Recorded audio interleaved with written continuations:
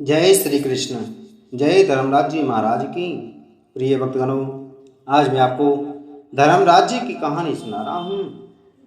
हिंदू धर्म के अनुसार यमराज मृत्यु के देवता हैं, भगवान सूर्य के पुत्र हैं। यमराज जी एक जुड़वा बहन यमुना यमी हैं। यमराज की सवारी भैंसे को माना जाता है। यमराज जी जीवों के मरने के बाद उनकी आत्मा को उनके अच्छे बुरे कर्मों के आधार पर स्वर्ग और नरक में भेजते हैं। वे परम भागवत आचार्यों में ही यमराज दक्षिण दिशा के दिक्पाल कहे जाते हैं। धर्मराज जी के यानी यमराज जी के 14 नाम हैं। यम, धर्मराज, मृत्यु, अंतक, व्यवस्थत, काल, सर्वभूत क्षय, औदुंबर, दग्र, नील, परमेष्टि, बकोदर, चित्र और चित्रगुप्त इन्हीं 14 नामों से यमराज जी की आराधना की जाती है। यमराज जी के अन्य नाम और भी हैं: धर्मराज, सूर्यपुत्र, शरण्यु नंदन, मृत्युदेव, काल यम आदि। मान्यताओं के अनुसार प्रत्येक व्यक्ति को अपने जीवन काल में धर्मराज जी की कहानी जरूर सुननी चाहिए और इस कहानी को सुनने से वैकुंठ धाम की प्राप्ति होती है। पौराणिक कथाओं के अनुसार अपनी इच्छा के आप 1 साल सुनो या 6 महीने या 7 दिन सुने, पर धर्मराज जी की कहानी जरूर सुननी चाहिए और इसके बाद उसका उद्यापन कर लेना चाहिए। उद्यापन में काठी, छतरी, टोकरी, टॉर्च, साड़ी, ब्लाउज का सेट, चप्पल, बाल्टी, रस्सी, 6 मोती, 6 मूंगा, यमराज जी की लोहे की मूर्ति, लोटे में शक्कर भरकर 5 बर्तन, धर्मराज जी की सोने की मूर्ति, चांदी का चांद, सोने का सूरज, चांदी का सांतिया ब्राह्मण को दान में देना चाहिए।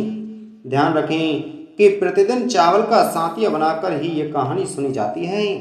एक गांव में एक बुढ़िया रहती थी। वह बहुत व्रत पूजन करती थी। उसकी आयु पूरी होने पर उसे यमदूत लेने आई और वह उनके साथ चलने लगी।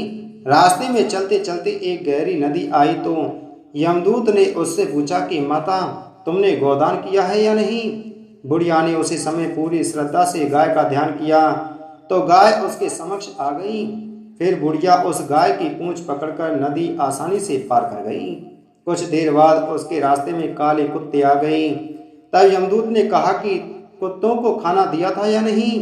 बुढ़िया ने फिर कुत्तों का ध्यान किया तो वे रास्ते से चले गई। बुढ़िया फिर से आगे बढ़ने लगी तब उसके रास्ते में कोए आ गए और उन्होंने उसके सिर में चोंच मारनी शुरू कर दी। तो यमदूत बोले कि किसी ब्राह्मण की बेटी के सिर में तिल लगाया है या नहीं? बुढ़िया ने फिर ब्राह्मण की बेटी का ध्यान किया तो कोई वापस चली गई। फिर आगे बढ़ने पर बुढ़िया के पैर में कांटे चुभने शुरू हो गए। यमदूत बोले कि खड़ाऊ का दान किया है या नहीं? बुढ़िया ने उनका ध्यान किया तो खड़ाऊ अब उसके पैरों में आ गई। बुढ़िया फिर आगे बढ़ी तो फिर चित्रगुप्त जी ने यमराज से कहा कि आप यहाँ किसे लेकर आए हो? तब यमराज जी बोले कि बुढ़िया ने दान पुण्य तो बहुत किए हैं, लेकिन इन्होंने अपने जीवन में धर्मराज जी के लिए कुछ भी नहीं किया, इसलिए आगे के द्वार इसके लिए बंद नहीं। धर्मराज जी की सारी बात सुनने के बाद बुढ़िया बोले कि आप मुझे सिर्फ 7 दिन के लिए धरती पर वापस भेज दें।